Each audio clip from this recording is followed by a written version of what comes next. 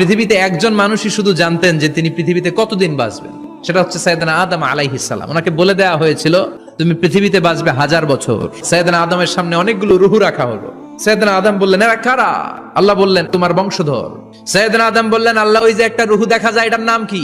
এটা তোমার ছেলে দাউদ, সে দুনিয়াতে নবী হয়ে আসবে। সাইয়েদনা আদম বললেন মাবুদ আমার ছেলে দাউদের কত বছর হায়াত আপনি দিয়েছেন? আল্লাহ বললেন মাত্র 40 বছর। সাইয়েদনা আদম বললেন মাবুদ এত ফুটফুটে সুন্দর আমার ছেলে দাউদ মাত্র 40 বছর দিলেন কেন? আল্লাহ আপনি বাড়ায় দেন, আল্লাহকে বাড়ানো যাবে না, লেখা হয়ে গেছে। সাইয়েদনা আদম বললেন আমার 1000 বছর থেকে 60 বছর আমি আমার ছেলেরে দিয়ে দিলাম।